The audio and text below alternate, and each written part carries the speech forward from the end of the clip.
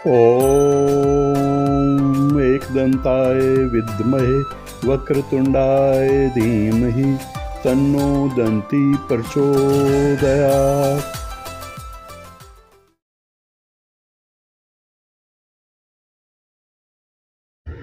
ॐ तत्पुरुषाय विद्महे महादेवाय धीमहि तन्नो रुद्र प्रचोदयात्। सभी को प्रणाम। 16 संस्कारों पर चर्चा आज के वीडियो में।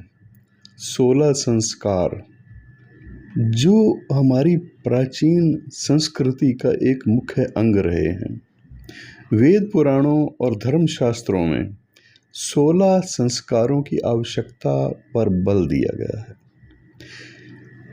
और इसके पीछे ये सिद्धांत बताया गया कि जैसे खान से सोना निकलता है, हीरा निकलता है और उसको पॉलिश किया जाता है या फिर शुद्ध किया जाता है, जिससे कि उसमें चमक, सौंदर्य और शुद्धता प्राप्त होती है। तपा करके, तराश करके, सोने को तपा करके शुद्ध किया जाता है और हीरा या किसी भी रत्न को तराश करके उसका मल हटा करके चिकना और पॉलिशदार और कटिंग किया जाता है। इसी तरह से मनुष्य में मानवीय शक्तियाँ जो कि सुप्त अवस्था में होती हैं, मलीन अवस्था में होती हैं, उनके ऊपर कई परतें पूर्व जन्मों के कर्मों के कारण से परत दर परत चढ़ी हुई होती हैं। तो उसको शुद्ध करने की प्रक्रिया है। वास्तव में मानवीय शक्ति का आधान होने के लिए इसे सुसंस्कृत होना भी जरूरी बताया गया, आवश्यक बताया गया है। वास्तव में विधि पूर्वक संस्कार साधन से दिव्य ज्ञान उत्पन्न कर आत्मा को परमात्मा के रूप में प्रतिष्ठित करना ही 16 संस्कारों का मुख्य लक्ष्य है, मुख्य उद्देश्य है और मानव जीवन प्राप्त करने की सार्थकता भी इसी में है। संस्कारों से आत्मा और अंतःकरण की शुद्धि होती है। संस्कार मनुष्य को पाप और अज्ञान से दूर रख करके आचार विचार और ज्ञान विज्ञान से संयुक्त करने वाले हैं और संस्कार मुख्यतः 2 प्रकार से माने गए हैं। इनका प्रभाव क्या है? मलापनयन और अतिशयाधान। इन 2 उद्देश्यों के लिए संस्कारों को आवश्यक बताया गया। किसी दर्पण आदि पर पड़े हुए धूल और इस प्रकार के जो मल हैं उसको वस्त्र आदि से पोंछना या हटाना, स्वच्छ करना, इसी को मलपयनन कहा जाता है। और फिर किसी रंग या तेजोमय पदार्थ के द्वारा उसी दर्पण को विशेष प्रकाशमान बनाना अतिशयधान कहा जाता है। इन्हीं 2 शब्दों का मतलब ये है। अन्य शब्दों में इसे भावना या प्रीतियंत या गुणाधान संस्कार कहा जा सकता है। संस्कारों की संख्या में विद्वानों में प्रारंभ से ही कुछ न कुछ मतभेद भी रहे हैं। संस्कारों की जो संख्या बताई गई है उसमें गौतम स्मृति में 48 संस्कार बताए गए हैं। महर्षि अंगिरे ने 25 संस्कार निर्दिष्ट किए हैं और पुराणों में भी विविध संस्कारों का उल्लेख मिलता है अपने अपने मत के अनुसार, परंतु इसमें मुख्य और आवश्यक 16 संस्कारों को ही स्थान दिया गया है। 16 संस्कार प्रमुख माने गए हैं।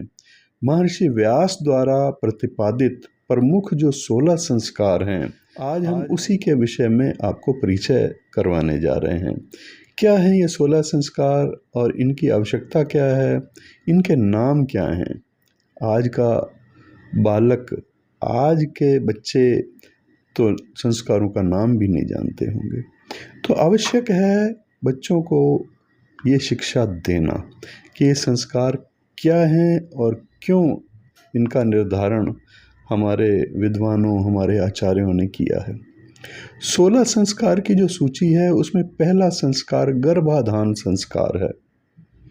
गर्भाधान संस्कार का विस्तार से मैं चर्चा करूंगा अलग से वीडियो में, क्योंकि हर संस्कार पर एक अलग वीडियो मैं बनाने का मेरा प्रयास रहेगा।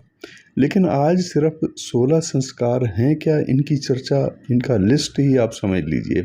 गर्भाधान संस्कार का संक्षिप्त रूप से समझे तो मुख्य उद्देश्य ये है कि बालक, अगर हम विवाह के उपरांत चाहते हैं संतान उत्पत्ति, और संतान उत्पत्ति आवश्यक मानी गई है हमारे वेद शास्त्रों के अनुसार, हमारे सनातन संस्कृति के अनुसार, क्योंकि संतान ही आगे जा कर के मोक्ष का मार्ग प्रशस्त करती है। तो ये जो पहला संस्कार है गर्भाधान संस्कार, ये गर्भ धारण करने के लिए ही है।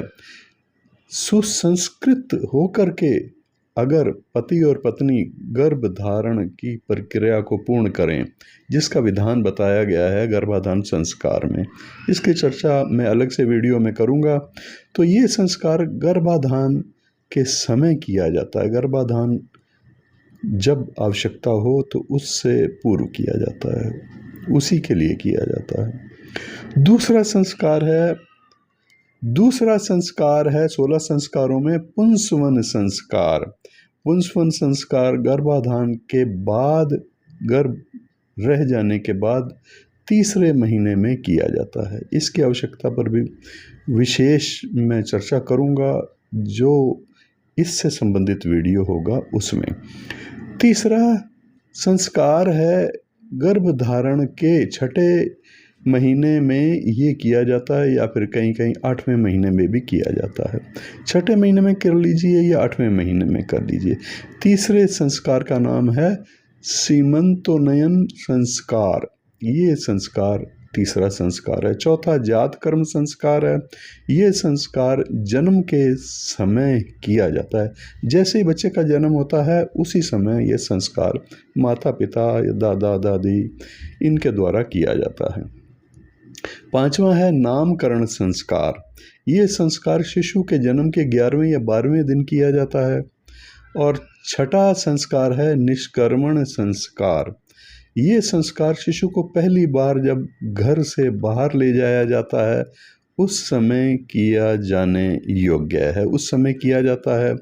यानी बाहर उसको भ्रमण कराना, घर से बाहर ले जाना और बाहरी दुनिया का उसको दर्शन करवाना, इस तरह से आप समझ सकते हैं। इसका ये संक्षिप्त परिचय मैं आपको करा रहा हूँ, लेकिन विस्तार पूर्वक अलग अलग संस्कार पर मैं चर्चा अवश्य करूँगा अलग अलग वीडियो में।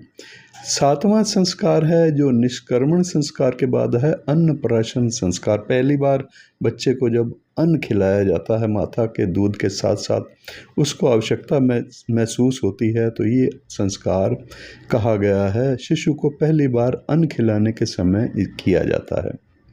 इसके बाद चूड़ाकर्म संस्कार, जिसको मुंडन संस्कार भी कहते हैं। मुंडन संस्कार का उद्देश्य भी ये है कि पूर्व जन्मों के मल जो उसके मस्तिष्क में अनेक प्रकार के विचारों के रूप में हैं, लक्ष्य के रूप में हैं, उन संस्कारों का शोधन करना।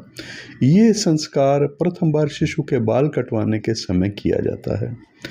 9वां संस्कार है कर्णवेध संस्कार। बड़ा महत्व है इस संस्कार का भी। वैसे तो सभी 16 संस्कार ही महत्वपूर्ण हैं। कर्णवेध संस्कार जो है ये कान छिदवाने के समय किया जाता है, और कान छिदवाने के पीछे एक आयुर्वेद का बड़ा भारी सिद्धांत है। कर्णवेद संस्कार इसलिए भी आयुर्वेद के अनुसार कहा गया है, और विशेष स्थान होता है कानों में जहाँ पर छेदा जाता है कान को। नेत्र ज्योति भी इससे सही रहती है पूरा जीवन। ये संस्कार कान छिदवाने के समय ही किया जाता है। इसके बाद 10वां संस्कार है उपनयन संस्कार। उपनयन संस्कार बालक के जनेऊ पहनाने को कहते हैं, और जनेऊ गुरु के पास जब जाता है आध्यात्मिक शिक्षा के लिए तो उस समय, या फिर आज के समय में आप विद्या आरंभ संस्कार भी इसको कह सकते हैं। विद्या आरंभ संस्कार गुरु के पास शिक्षा के लिए जब भेजा जाता है तो उस समय किया जाता है। इसके बाद है वेद आरंभ संस्कार। आज अगर वेद आरंभ संस्कार का मतलब समझा जाए तो आज के समय में आप ऐसा समझ सकते हैं कि उच्च शिक्षा प्राप्त करने के लिए जब बालक कॉलेज में जाता है तो उस समय किया जाने योग्य आप मान सकते हैं आज के संदर्भ में। वेदारंभ संस्कार, अगर सनातन संस्कृति पर दृढ़ हैं तो फिर वेद का पाठ करने वाले को वेदारंभ संस्कार 11वां संस्कार अवश्य करवाना चाहिए। ये संस्कार वेदों के औपचारिक अध्ययन की शुरुआत का प्रतीक माना गया है। लेकिन आज के समय में, जैसे मैंने हमको कहा कि प्रारंभिक शिक्षा जो 12th तक होती है वो करने के बाद आप कॉलेज की शिक्षा प्राप्त करने के लिए जब प्रवेश करते हैं तो उस समय भी किया जाने योग्य है। 12वां है समावर्तन संस्कार। ये क्या है? ये शिक्षा जब कंप्लीट हो जाती है, जब कॉलेज से या उच्च शिक्षा प्राप्त करके घर लौटते हैं, प्राचीन काल में गुरुकुल से जब गुरु से सारी शिक्षाएं प्राप्त करके पूर्ण करके घर लौटता था शिष्य, तो उस समय ये किया जाता था। फिर 13वां संस्कार विवाह संस्कार है। विवाह संस्कार का तो अर्थ बताने की आवश्यकता ही नहीं है। विवाह का जो पूर्ण विधि के साथ विवाह संस्कार सही मुहूर्त में करा जाना और विवाह के बाद उन नियमों का पालन करना, सभी विवाह संस्कार के अंतर्गत आते हैं। इसके बाद विवाह के बाद कुछ कर्तव्य, ये भी पंचमहायज्ञ संस्कार के नाम से कहा गया है। 14वां संस्कार, लेकिन इसमें कुछ मतभेद है। 12 संस्कारों के बाद थोड़ा सा अन्य मत से कुछ नाम में मतभेद भी है, वो भी आपको चर्चा करूंगा। ये संस्कार विवाहित जोड़े के द्वारा प्रतिदिन किए जाने योग्य है और इसमें 5 महायज्ञों का उल्लेख किया गया है। 5 महायज्ञ का मतलब ये नहीं है कि 5 महायज्ञ का मतलब है आपके जो 5 आवश्यक कर्तव्य हैं समाज के प्रति, परिवार के प्रति, पति पत्नी के आपस में, एक दूसरे के प्रति, या इस प्रकार से अपने संतान के प्रति और अपने पूर्वजों के प्रति। ये सब इस प्रकार से आपको मैं समझाऊंगा जब इसका समय आएगा, इस संबंधित वीडियो बनाते समय। इसके बाद फिर 15वां संस्कार है वानप्रस्थ संस्कार। वानप्रस्थ गृहस्थ जीवन की जिम्मेदारियों को त्याग करके मोक्ष के मार्ग पर जब आगे बढ़ा जाता है तो उसका प्रतीक माना गया है। वानप्रस्थ के बाद संन्यास की अवस्था भी इसी में आप मान सकते हैं, इसी के साथ जोड़ करके आप समझ सकते हैं। फिर 16वां संस्कार, इसमें भी थोड़ा मतभेद है, 15वें में भी मतभेद है, वो मैं आपको चर्चा करूंगा क्या मतभेद है और किस लिए उसको अलग अलग नाम दिए गए हैं। 16वां संस्कार अंत्येष्टि संस्कार, जिसको आप सभी जानते भी हैं, उसी को कहा जाता है अंतिम संस्कार। तो यही है अंत्येष्टि संस्कार या अंतिम संस्कार। तो इससे तो आपको परिचित करवाने की आवश्यकता भी नहीं है, ये तो जीवन का सत्य है, अंतिम सत्य है। अब जो दूसरे मत से है वहाँ पर हम जो 11वां हमने बताया था कि वेदारंभ संस्कार था। वेदारंभ का मतलब यह है उच्च शिक्षा प्राप्त करना, और उसके बाद 12वां नंबर जो मैंने बताया था आपको, वहाँ समावर्तन संस्कार मैंने आपको बताया था, लेकिन एक दूसरे मत से कि शांत यानी गोदान संस्कार कहा गया है। इसमें ब्रह्मचारी गुरुकुल में वेदों का स्वाध्याय और अध्ययन करता है, उस समय ब्रह्मचर्य का पूर्ण पालन किया जाता है और उसके लिए केश मुंडवाए जाते हैं। इस प्रकार से जो 12वां संस्कार है, एक अलग मत के अनुसार उसका नाम इस तरह से है, लेकिन मैं जो ज़्यादा प्रमाणिक हैं उन्हीं पर चर्चा आपको समय समय पर करूँगा, अलग अलग वीडियो में अलग अलग संस्कार पर एक एक वीडियो बना करके।